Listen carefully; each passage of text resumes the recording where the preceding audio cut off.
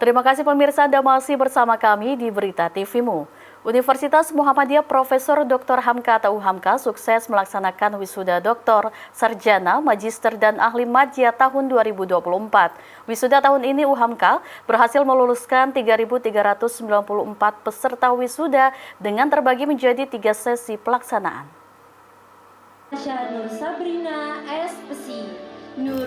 Universitas Muhammadiyah Profesor Dr. Hamka atau UHAMKA sukses menggelar wisuda tahun 2024. Mengusung tema UHAMKA Unggul, Memajukan dan Memakmurkan Bangsa.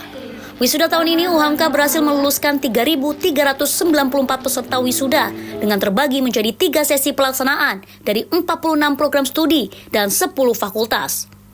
Pada sesi pertama ini turut dihadiri Wakil Menteri Perlindungan Pekerja Migran Indonesia Zulfikar Ahmad Tawala, Dadang Kahmat, Ketua Badan Pembina Harian atau BPH UHAMKA, Rektor UHAMKA Gunawan Suryo Putro, Abdul Rahman Agani, Ketua Senat UHAMKA, Kepala Lembaga Layanan Pendidikan Wilayah 3 Tony Toharudin, dosen dan tendik UHAMKA, keluarga besar Buy Hamka, serta peserta wisuda dan tamu wisuda UHAMKA 2024 sesi 1, serta para orang tua wisudawan yang turut memeriahkan prosesi wisuda pada kesempatan kali itu. Dalam kesempatan ini, UHAMKA mewisuda doktor lulusan Prodi Pendidikan Bahasa Indonesia oleh mahasiswa asing asal Korea, yakni Sung In Kung. Prosesi wisuda berlangsung secara hikmat di mana para wisudawan satu persatu disematkan untuk pemindah kuncir oleh Rektor UHAMKA Gunawan Suryo Putro secara bergantian. Rektor UHAMKA Gunawan Suryo Putro bersyukur UHAMKA telah melaksanakan prosesi kegiatan wisuda dengan berhasil meluluskan 3.394 peserta wisudawan dari 46 program studi dan 10 fakultas. Gunawan Suryo Putro mengatakan tahun ini menjadi sejarah UHAMKA, yakni berhasil meluluskan doktor angkatan pertama Prodi Pendidikan Bahasa Indonesia. Alhamdulillah hari ini UHAMKA melaksanakan kegiatan wisuda tahun 2024 yang ke-64. Dibagi menjadi 3 sesi karena jumlahnya 3.394 kalau tidak salah. Dari 3 sesi dari 46 program studi dan 10 fakultas. Dan tentunya ini sebuah proses yang para mahasiswa lalui dan diakhiri dengan wisuda ini sebagai langkah awal untuk terus melanjutkan karir dalam dunia nyata.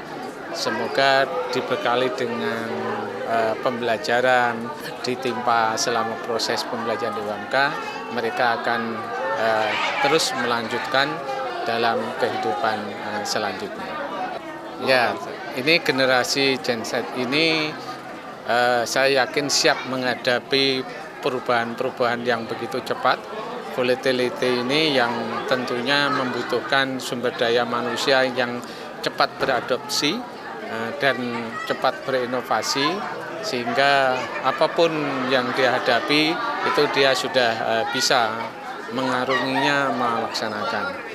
Satu hal yang tahun ini menjadi sejarah bagi UHAMKA yaitu telah meluluskan doktor angkatan pertama, dokter pertama yaitu dokter pendidikan bahasa Indonesia, dan sekaligus dari 8 dokter ini yang lulus pertama adalah dokter bidang pendidikan bahasa Indonesia warga negara asing, yaitu dokter Sun Yukuk yang dia dari warga negara Korea Selatan.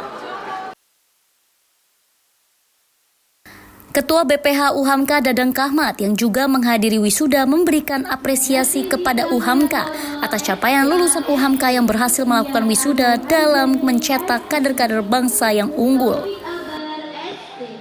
Saya kira ini merupakan satu prestasi yang telah dilakukan oleh UHAMKA sedemikian rupa, mendidik anak-anak bangsa menjadi orang-orang yang cerdas, penuh pengabdian, dan juga berguna bagi bangsa dan negara. UHAMKA memang sudah lama berpengalaman, lebih dari 60 tahun mengabdi untuk mencetak kader bangsa supaya menjadi orang-orang yang pintar, cerdas, dan sangat profesional. Oleh karena itu, saya berharap UHAMKA makin maju, makin berkembang, dan makin menjadikan suatu perguruan tinggi unggul. Makanya itu kata Imam Syafi'i. Wakil Menteri Perlindungan Pekerja Migran Indonesia Zulfikar Ahmad Tawala berharap peran-peran UHAMKA di sektor pendidikan semakin tahun semakin bisa ditingkatkan. Apa kabar? Zulfikar Ahmad Tawala berharap para lulusan muda UHAMKA untuk terus meningkatkan produktivitas skill dan soft skill. Lembaga pendidikan. Nah, kita sangat berharap peran-peran strategis UHAMKA di sektor pendidikan ini semakin tahun semakin bisa ditingkatkan lagi. Tadi kita sudah sampaikan bahwa teman-teman para wisudawan ini jangan berhenti di sini tapi harus meningkatkan skillnya. Dan yang kedua yang terbaru juga adalah tentang soft skill. Bagaimana value dalam diri tentang keramah tamahan, tentang kepemimpinan, tentang bagaimana menjadi problem solver itu bisa ditingkatkan oleh para wisudawan dan wisudawati UHAMKA. Tantangannya apa nih? Ya tentu tantangan ke depan ini adalah era digitalisasi yang semakin masif, kemudian sekarang yang terbaru adalah adanya artificial intelligence, dan ini yang semakin membuat kesempatan kerja itu, saingan kita di ruang kerja itu adalah mesin-mesin yang dianggap jauh lebih efektif dan jauh lebih simpel dan lebih murah. Nah tentu dalam kondisi yang seperti itu maka kemampuan skill dan soft skill tadi itu yang paling sangat diharapkan. Dan yang tadi itu selama ini mesin-mesin kalau bekerja itu dianggap penuh dengan kejujuran. Mereka zero kebohongan. Nah, kita berharap dengan alumni kita ini mereka diajarkan tidak hanya ilmu-ilmu dunia tetapi juga dibarengi dengan ilmu-ilmu agama, integritasnya itu dijaga. Terima kasih atas kepercayaannya pada UHAMKA. Sementara itu, Ketua Lembaga Layanan Pendidikan Tinggi Wilayah 3, Tony Toharudin percaya lulusan UHAMKA mampu bersaing di tengah tantangan zaman. Apalagi UHAMKA sudah membekali para lulusan dengan menerapkan desain kurikulum dan nilai-nilai kemuhammadiyahan. Saya kira di samping mereka sudah dibekali ilmu dan juga keterampilan dan juga nilai-nilai kemuhammadiyahan, keislaman, mereka harus dibekali juga soft skill yang lain yang tentunya sesuai dengan tantangan saat ini. Dan saya kira UHAMKA dengan desain kurikulumnya itu juga bisa menambah soft skill bagi para lulusan supaya bisa bersaing di tingkat nasional, regional maupun global. Ya, saya kira UHAMKA menjadi bagian penting di dalam semangat pendidikan ini, khususnya untuk Muhammadiyah, dan UHAMKA sudah menunjukkan kampus yang unggul, yang terus berkontribusi bagi bangsa dan negara.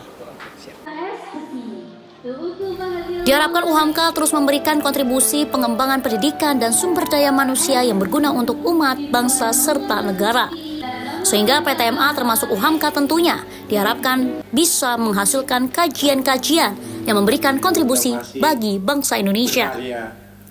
Kor Ariski, Yunus Priyonggo memberitakan dari Jakarta. Atas kepercayaannya pada UHAMKA.